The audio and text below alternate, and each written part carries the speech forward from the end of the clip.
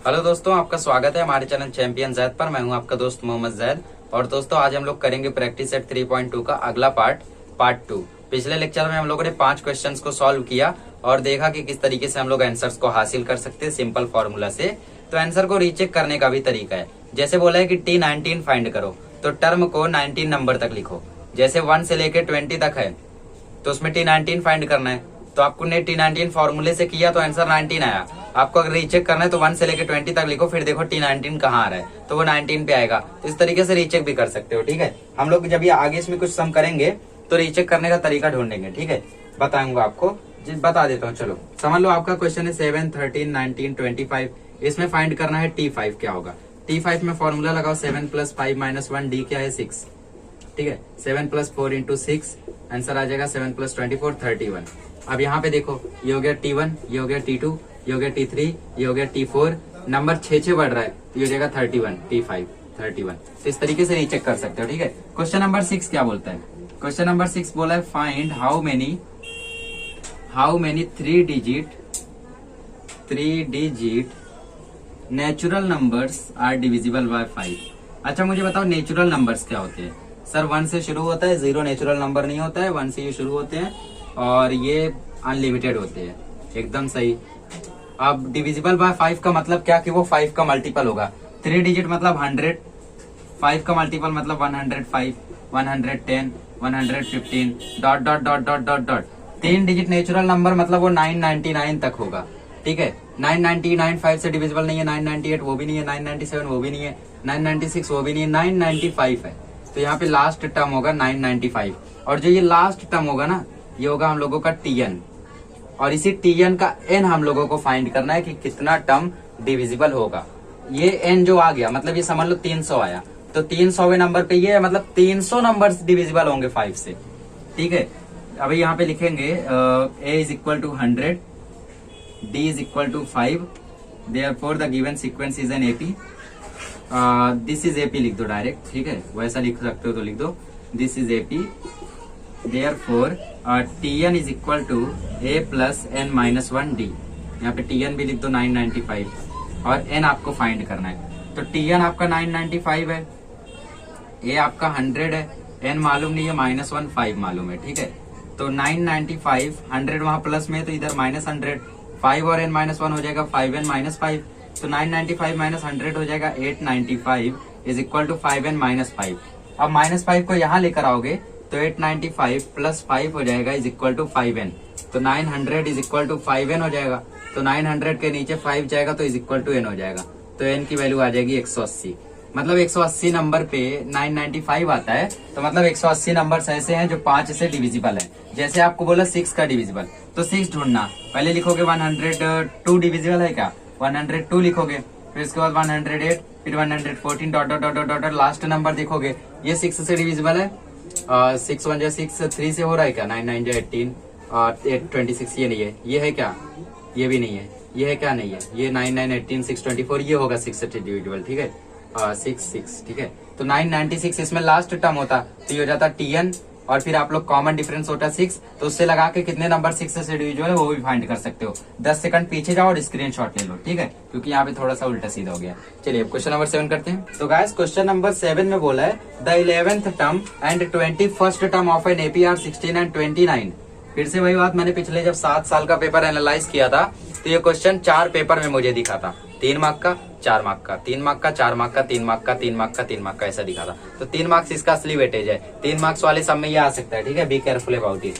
तो T11 11th term मतलब T11 है 16 और T21 है 29। ठीक है, तो फाइंड करो T41 कितना होगा। तो T41 कितना होगा वो फाइंड करना है। तो हम लोग क्या करेंगे, दोनों इक्वेशन से, मतलब दोनों जो टर्म है उससे हम लोग लीनियर इक्वेशन बनाएंगे। उनको सॉल्व करके a और d निकालेंगे, क्योंकि n मालूम है तो उसमें n रहेगा। a d निकालेंगे, a d मिल जाएगा तो ये मिल जाएगा, n तो दिया हुआ है। तो ये देखो कैसे, सबसे पहले लिखेंगे Tn = a + n - 1 d।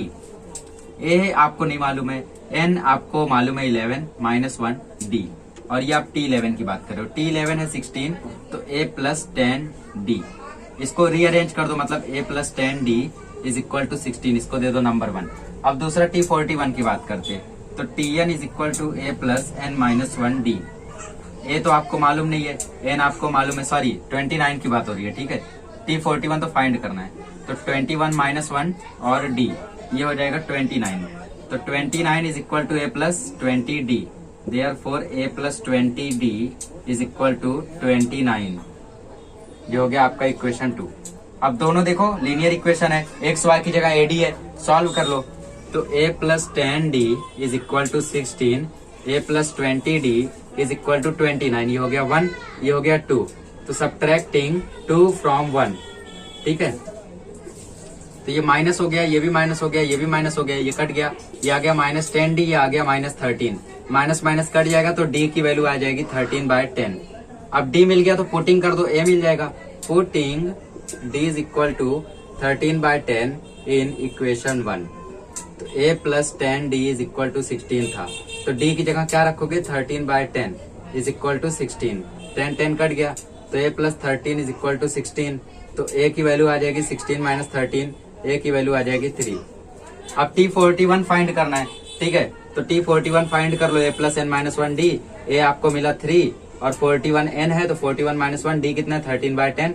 तो 3 प्लस 40 इंटू 13/10, तो 10 1 जा 10, 10 4 जा 40, तो 3 प्लस 4 इंटू 13, 13 4 जा 52, तो 3 प्लस 52, तो आंसर आ जाएगा 55।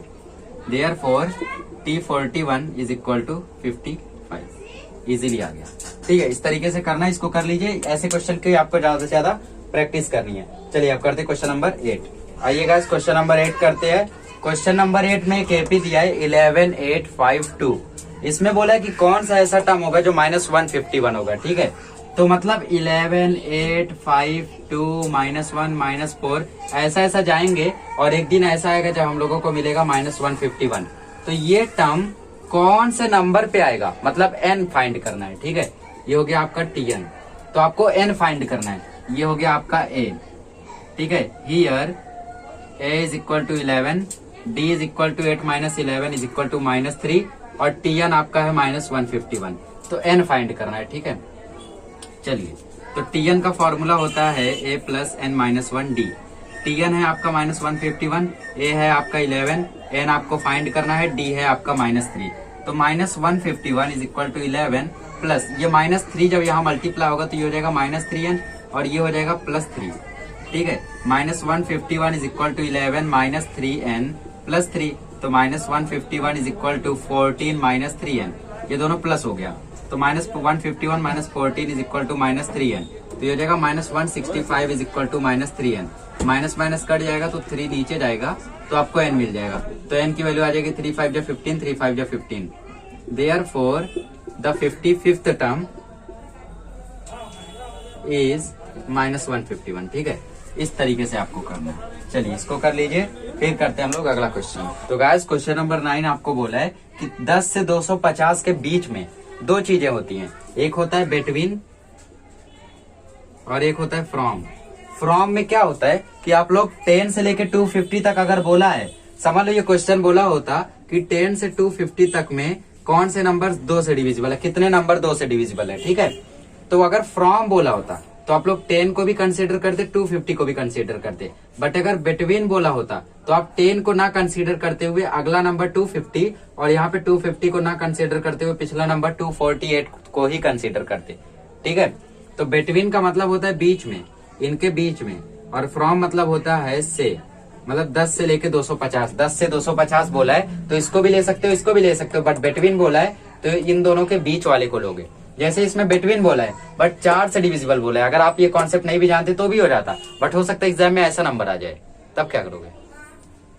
समझ लो एग्जाम में आ गया कि 12 से लेके 246 के बीच में कौन से नंबर 6 से डिविजिबल है, तो आप 12 को भी ले लोगे, इसको भी ले लोगे, गलत आ जाएगा, 2 टर्म पीछे रह जाओगे। बट अगर आपको मालूम है तो आप डायरेक्ट 18 को लोगे और इधर 240 को लोगे तो करेक्ट रहेगा, ठीक है। जैसे यहाँ पे देखे तो 4 से कौन कौन डिविजिबल है, 12, 16, 20 dot dot dot dot dot dot 250 नहीं है, 249 नहीं है, 248 है। तो ये 248 हो जाएगा आपका Tn, और Tn का इस n क्या होगा वो हमें फाइंड करना है, ठीक है। आपका A हो जाएगा 12, D हो जाएगा 4, Tn हो जाएगा 248 और फिर यहाँ पे लिख दो this is an AP, this is an AP, therefore Tn is equal to a plus n minus 1 d। ठीक है, Tn आपका 248 है, a आपका 12 है, n आपको मालूम करना है, d आपका 4 है। तो 248 is equal to 12 plus 4n minus 4, इसका मल्टीप्लाई हुआ है। तो 248, 12 को यहाँ लेकर आओ तो माइनस हो जाएगा, और ये 4n माइनस 4, ये माइनस होगा तो आएगा 236 is equal to 4n minus 4। ठीक है, फिर 4 यहाँ आके प्लस होगा तो 240 हो जाएगा, 4 यहाँ आके प्लस होगा तो ये 240 इज इक्वल टू 4n हो जाएगा। तो 240 upon 4 is equal to n हो जाएगा, therefore n is equal to 60। मतलब 60 numbers will be divisible by 4 between 10 to 250। इस तरीके से आपको लिखना है। ठीक है, चलिए इसको लिख लीजिए, फिर करते हैं लास्ट क्वेश्चन, वो थोड़ा सा इंटरेस्टिंग है।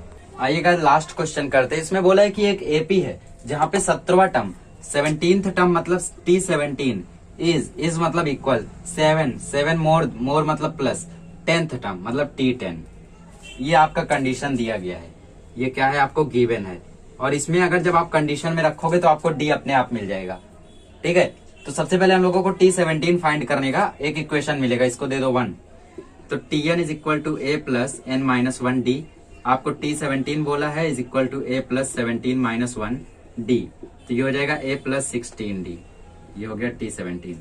ठीक है, और फिर उसके बाद Tn is equal to a plus n minus 1 d, तो T10 इज इक्वल टू हो जाएगा a प्लस 10 माइनस 1 डी, तो ये हो जाएगा a प्लस 9 डी। ठीक है, ये हो गया T10। इसको दे दो 2, इसको दे दो 3। अब यहाँ पे लिखो पुटिंग 2 and 3 in 1, इन दोनों को इसमें रखो। तो T17 की जगह ये लिखो a plus 16 d is equal to 7 copy करो, प्लस T10 की जगह ये रखो a प्लस 9 डी, तो a कट जाएगा, 16 d minus 9 d is equal to 7 होगा, तो 7d इज इक्वल टू 7 होगा, तो d इज इक्वल टू 7/7 होगा, तो d की वैल्यू आ जाएगी 1। Therefore the common difference is 1। खाली आपको वो समझ में आना चाहिए कि इक्वेशन में आखिर क्या बोला है। ठीक है, अगर वो आपको समझ में आ गया तो आपका आंसर अपने आप आ जाएगा। इसी कंडीशन में रखा और a कट गया, 16d माइनस 9d हो गया, 7 वही का वही है, 7d इज इक्वल टू 7 हुआ, और d की वैल्यू आ गई 1। तो गाइस इस तरीके से पिछला पार्ट भी 10 मिनट में कराया, ये पार्ट भी लगभग 10 मिनट में हो गया। ठीक है, तो अगले लेक्चर में मिलेंगे तो हम लोग प्रैक्टिस सेट 3.3 चालू करेंगे। चलिए मिलते हैं अगले लेक्चर में।